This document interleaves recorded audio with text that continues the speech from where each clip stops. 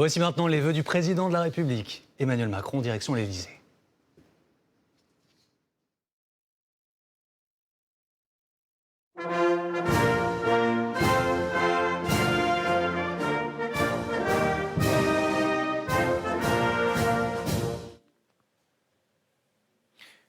Françaises, Français, mes chers compatriotes, j'ai en ce soir de 31 décembre une pensée avant tout pour ceux qui assurent la continuité de la nation. Forces de sécurité, sapeurs-pompiers, bénévoles, soignants, travailleurs, tous ceux qui sont ce soir, comme toujours, en première ligne face aux difficultés. Protéger, soigner, nourrir, aider, apporter secours et fraternité, ainsi va la vie des grandes nations qui tiennent chaque jour par le dévouement de leurs citoyens. J'ai une pensée en votre nom à tous pour celles et ceux qui sont seuls, malades, dans l'épreuve ou le dénuement. Je sais comme la situation est difficile pour beaucoup d'entre vous, placés devant des souffrances personnelles et les malheurs de la vie, et je veux vous dire notre soutien et notre affection. Grâce à l'engagement de tous, grâce à vous, nous tenons. Oui, notre pays tient. Fort de ses institutions, de ses services publics, fort de ses armées qui sont les plus efficaces d'Europe par l'engagement de ses soldats, fort de notre économie où jamais autant de Français n'ont eu un emploi, où la croissance se tient et où notre inflation est l'une des plus faibles de la zone euro, fort de notre recherche, de notre excellence académique, de nos initiatives diplomatiques aussi, qu'il s'agisse de celles prises pour la paix, le climat ou nos océans.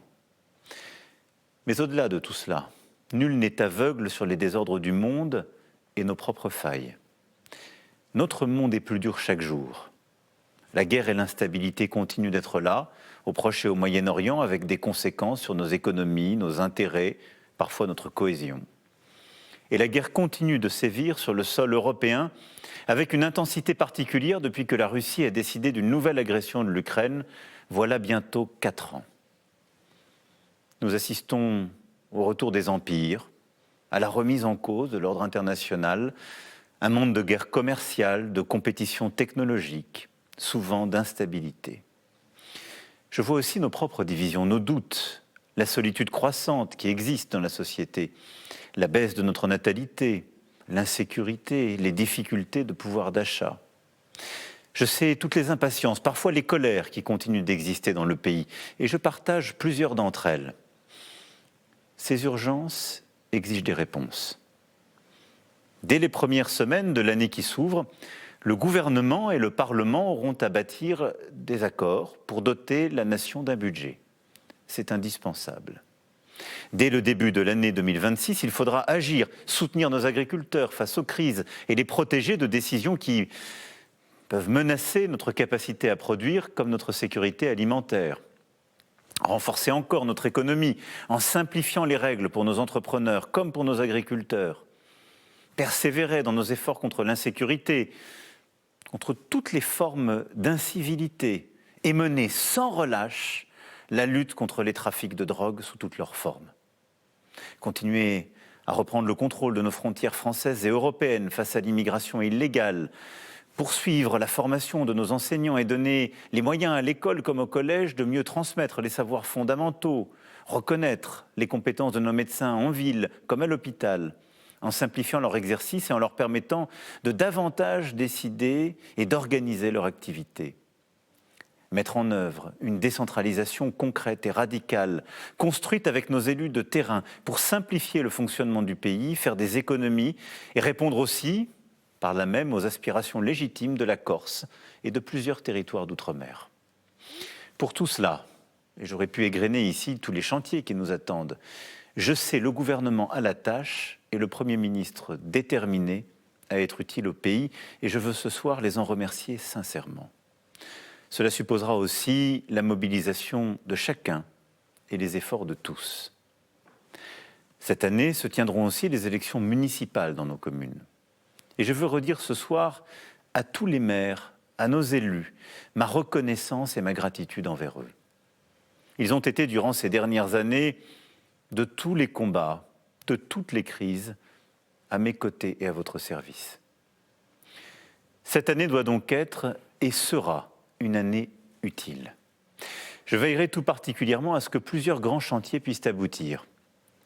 Nous verrons les premiers pas du service national pour l'engagement de nos jeunes, qui renforcera le lien entre nos armées et la nation. Nous protégerons nos enfants et nos adolescents des réseaux sociaux et des écrans. Nous irons enfin au bout du travail législatif sur la question de la fin de vie dans la dignité, sujet sur lequel je m'étais engagé devant vous en 2022. À la fin de l'année, quand le moment sera venu, s'ouvrira peu à peu la prochaine campagne pour l'élection présidentielle de 2027. La première à laquelle je ne participerai pas depuis 10 ans. Pour autant, je serai jusqu'à la dernière seconde au travail, tâchant chaque jour d'être à la hauteur du mandat que vous m'avez confié, et je ferai tout pour que l'élection présidentielle se déroule le plus sereinement possible, en particulier à l'abri de toute ingérence étrangère. Au-delà des chantiers à mener, je veux avoir pour notre nation 3 vœux. D'abord, un vœu d'unité. Quels que soient les défis, notre histoire nous enseigne que nous pouvons tout relever, tout affronter si nous savons rester unis.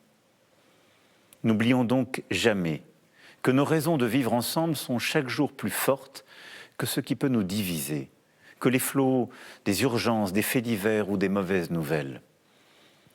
Notre unité suppose de lutter sans relâche contre l'antisémitisme, contre le racisme, contre toutes les formes de discrimination. Notre unité exige de reconnaître que chaque Française, chaque Français a un rôle à jouer pour relever les défis qui sont devant nous, que chacun d'entre nous est nécessaire et doit être encouragé et reconnu. Oui, dans notre vie de chaque jour, au fond, je nous souhaite plus de bienveillance et plus d'humanité. Mon deuxième vœu est un vœu de force, d'indépendance. Alors que la loi du plus fort tente de s'imposer dans les affaires du monde et que notre Europe est assaillie de toutes parts, nous devons défendre notre indépendance et nos libertés. Notre indépendance exige que nous continuions d'investir dans nos armées, dans nos forces de sécurité, dans nos services publics et notre économie malgré les difficultés financières. Depuis 10 ans, j'ai beaucoup plaidé et nous avons beaucoup fait pour renforcer en Européens cette indépendance et il nous faut accélérer. L'Europe de la défense a longtemps été un débat, elle a commencé de se faire et en 2026, cela accélérera. Dès le 6 janvier prochain, à Paris, de nombreux États européens et alliés prendront des engagements concrets pour protéger l'Ukraine et assurer une paix juste et durable sur notre continent européen. Protégeons aussi notre Europe industrielle et agricole en instaurant des règles de commerce loyales, justes vis-à-vis du reste du monde. Osons être une vraie puissance qui assume une préférence européenne pour ses emplois, ses entreprises. Bâtissons une Europe indépendante dans l'industrie spatiale, le quantique ou l'intelligence artificielle. Il en va de notre prospérité en France comme en Europe. Mon dernier vœu est un vœu d'espérance. Espérance pour nous-mêmes et pour nos enfants. Ne renonçons pas. Ne renonçons pas au progrès, encore possible à condition de le bâtir, de travailler dur, d'investir dans la durée et de reconnaître que les avancées véritables ne se font pas en un jour, mais qu'elles prennent parfois le temps d'une génération.